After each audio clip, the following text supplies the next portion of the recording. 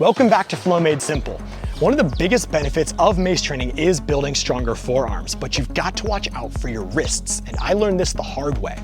I overtrained and ended up with painful wrists, and I actually had to put my mace down for several weeks at a time just to let my wrists heal.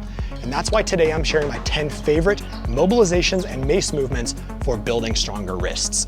This training is pulled directly from my online monthly fellowship where I have on-demand classes and program weekly workouts. So grab your mace and we'll get gripping. The first thing I want to share before we get into the 10 exercises is that this is your safe posture with your wrists. So if your wrists are hurting or a muscle is burning from some workout you've been doing, some exercise you've been doing, drop into this position, just having the backs of your hands against one another, and this is just going to decompress the wrist joint. And so just hang out here for maybe 20 or 30 seconds and you'll be feeling a lot better.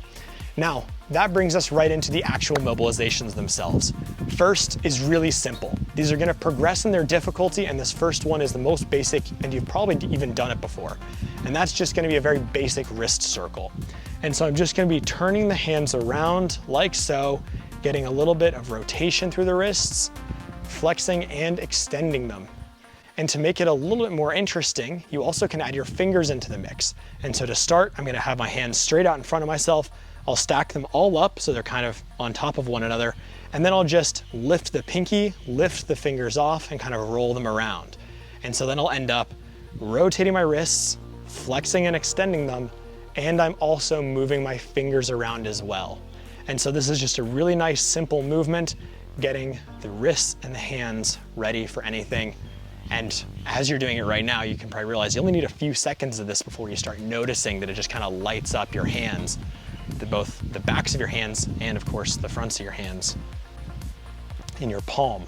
And so from there, we're gonna move on to our second exercise, which I think is even more effective. And I actually learned this from Mike Fitch, the founder of Animal Flow, at a workshop he did in Boulder a couple years back. Awesome exercise. It starts like this. You have your hands together, magnetic handcuffs. So my wrists are always gonna stay together and my palms face towards one another to start. Then I'm gonna roll so my palms face towards me. You're looking at the backs of my hands, but my palms face towards me.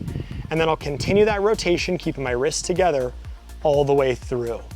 And so I'm just gonna move through this nice and slowly, nice and gently. Looking to keep my wrists as close together as possible. And it's okay if they're not always perfectly touching, that's all right. Makes sense, especially if you have more limited mobility through your wrists. It's a really great exercise. And after you've done a few of them like you have now, you can just switch the direction. So going the opposite way, and again, just rolling the hands around. You might find that this direction is actually easier for you. I know it is for me. And it's just a really great exercise. And so this is our second one. This is one that I love doing. I would say that if you had to choose one of these exercises to do before a workout in your warm-up, this is probably the number one. And yeah, you can finish with just one more rotation here. And then we're going to move on. And these next exercises, you're probably not gonna be doing in a warm-up, but they're really, really powerful. And so I'm actually gonna get down on my mat space for this. And so what I'm gonna do is have my hands flat on the ground. And so I'm gonna be in this general like tabletop position, but I do want my knees a little bit further forward just so I can support my own body weight and it's not all of my hands. And you'll see why I'm having us do this. Now, after I have my hands flat on the ground, I wanna spread my fingers out. So I wanna have my thumb and pinky reaching as far apart as I can and my fingers be evenly distanced from one another. And from there, I'm gonna do what, I'm gonna call these wrist extension circles. And so I'm going to move around my wrists in this kind of circular pattern. And so if you're wondering how to get started with this from your tabletop, I am going to essentially just move in a clockwise direction. So I'm going to shift my body weight towards the left over my left hand, come forwards, evening my weight over both hands, and then shifting over the right hand and then back. So I'm just making this kind of clockwise circle around the wrists. And I want you to make it a very small circle to start with. And as you feel comfortable, you can also push the boundaries just a little bit more. Go very gently here because our wrists aren't used to doing this very often, but it's a very powerful movement. And you can see I'm just going nice and slowly, and then I'll also reverse direction. So now I'll be going counterclockwise here, going around, keeping even tension through the fingers and the palms, keeping them spread out, getting that nice stretch that I'll feel in the palms and in the wrists. And that's how you know you're doing this right. So very nice. After I've done a few of those, I'll move on to the next exercise. I'll be in the same position, and this I will call wrist flexion lines. Now, the difference between the circles and the lines is, of course, I'm gonna be changing the pattern of movement, but fundamentally, I'm doing the same exact thing. I'm gonna have my hands back, so my hands on the ground now, and my fingers facing towards one another. I'm not worried about trying to spread my fingers too much here. I wanna make this as natural as possible. And then from here, I'm just gonna make a line from one side to the other. And so don't put too much weight on your wrists and just move right and left, putting a little bit of pressure, and you'll get a nice stretch through the kind of back of your wrist, the top of your wrist.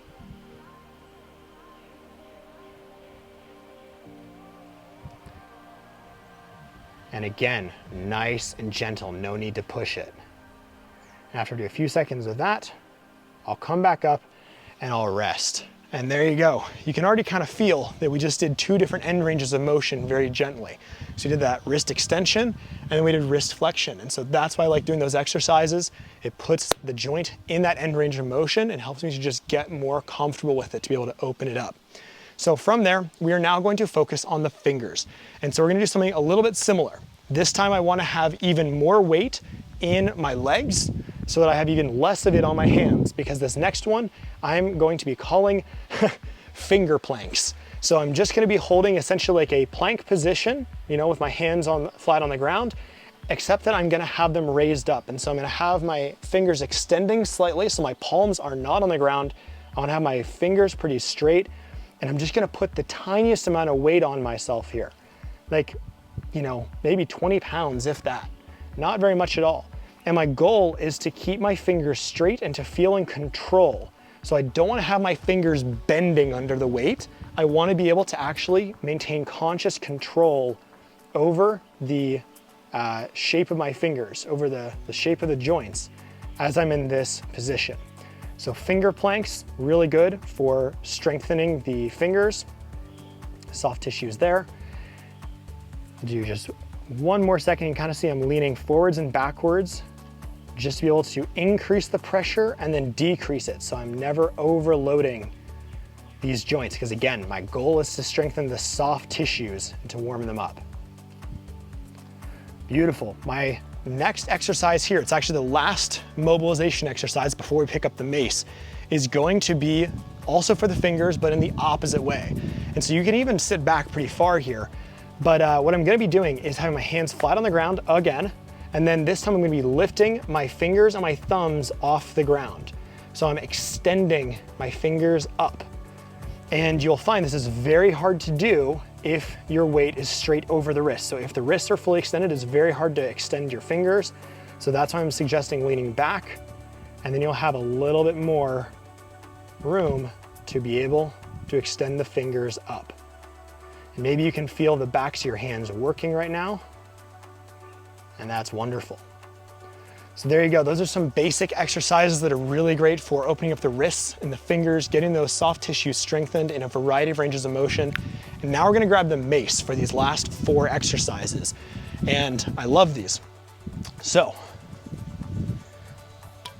the very first exercise that we are going to be doing with the mace is going to be what I call a mace elevator. I'm sure there's a better name for it. In fact, I hope there is, but this conveys the point.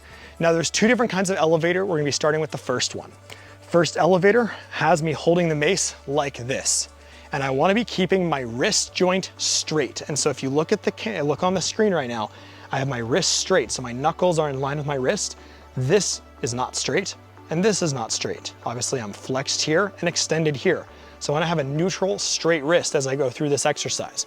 So I'm gonna grip, keeping that neutral wrist, keeping the elbows in as well. And from here, I'm just going to do a very simple movement, bringing one hand below the other, curling the mace up, making sure I have a very nice, full, strong grip on the mace as I go through this. And after you've gotten to the bottom, just repeat going the opposite way. And so I'm really looking to engage the muscles involved in my grip, and I want to keep that wrist straight. That's the key. And the reason that I'm doing this exercise is so that I'm strengthening my grip, getting those muscles firing and connecting, making that mind-muscle connection while I keep the wrist straight, because I want to keep my wrist straight in mace flow as much as possible so that I'm not excessively extending and flexing it. So there you go. Now you can pause wherever you are, and we have the next kind of mace elevator. You might be planning ahead on this. I'm just gonna flip the mace upside down.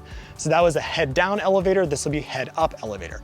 Same thing, except just a little bit different, because now I'm managing the mace moving from side to side, and I'm lowering it. So same thing, keeping the wrist straight, controlling the grip carefully, and simply progressing like so. And there you go. Nice and simple exercise.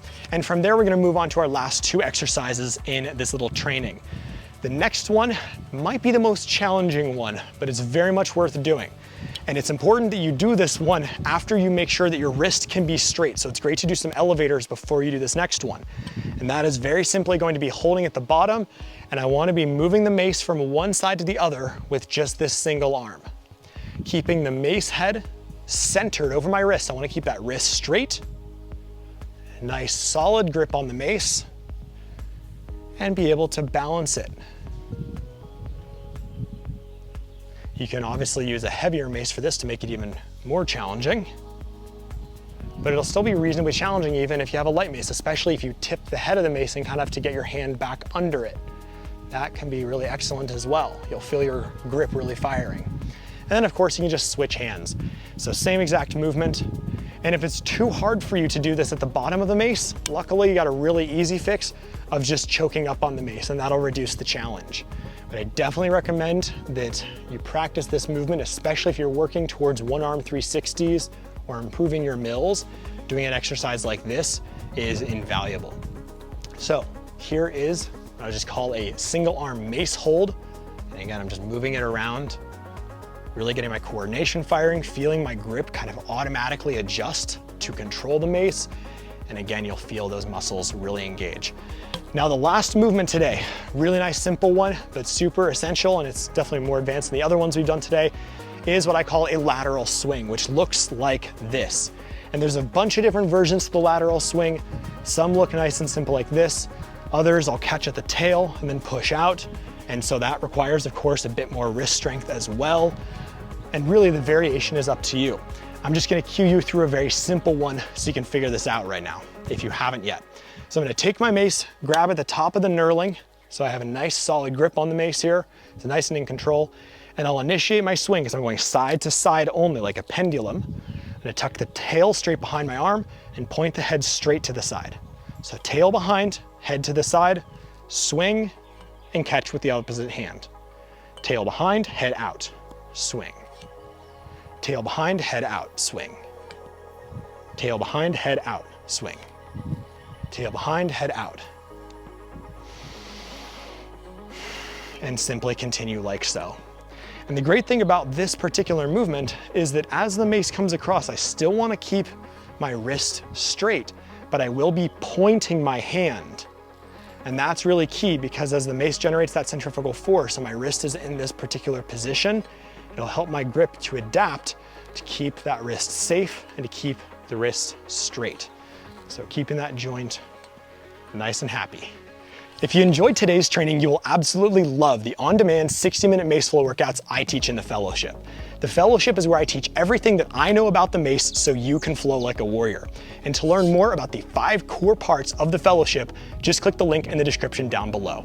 Thank you so much for watching, and may the mace be with you.